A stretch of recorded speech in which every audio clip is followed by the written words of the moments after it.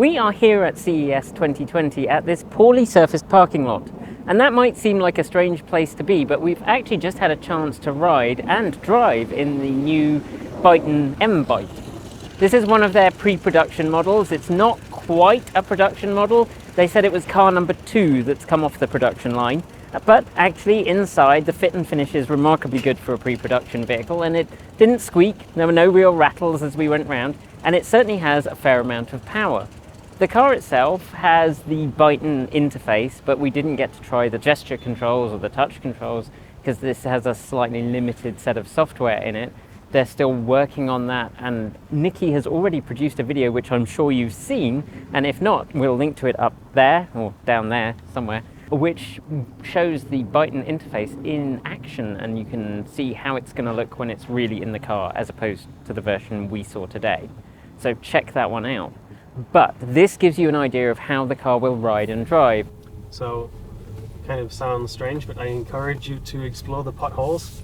Okay. And you can just see how great this thing rides.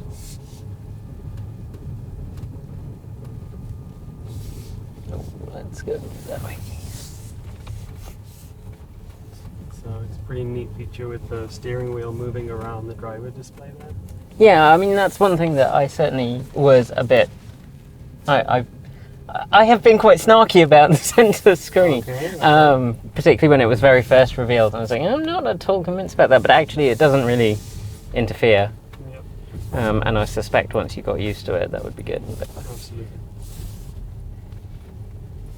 And yeah, I will say, I mean, I'm very much a minimalist when it comes to what I want in my display, but this, it kind of fades away very quickly to just being a background thing.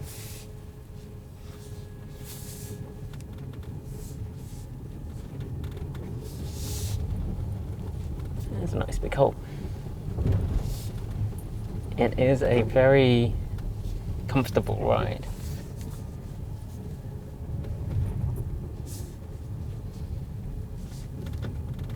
Does this one have the gesture controls working or not? It's not running on this one right now. Okay.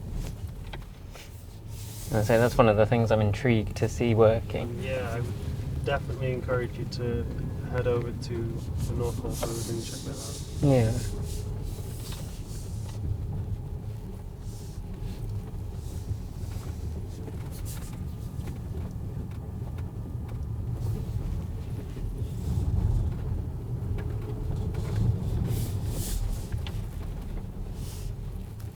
I mean, for a pre-production model, there are not really any squeaks or rattles, which is very impressive. It's certainly a very comfortable vehicle. It's got a really luxurious interior, and it also has the kind of appointments that you'd expect in a high-end vehicle.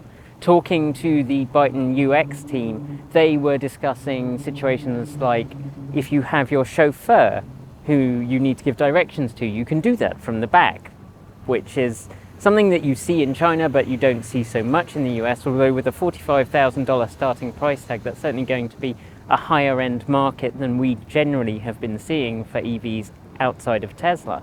The car handles pretty much as you'd expect for an SUV. There's quite a lot of body roll, but it does hold the road pretty well, at least in this poorly surfaced parking lot, which I've already mentioned.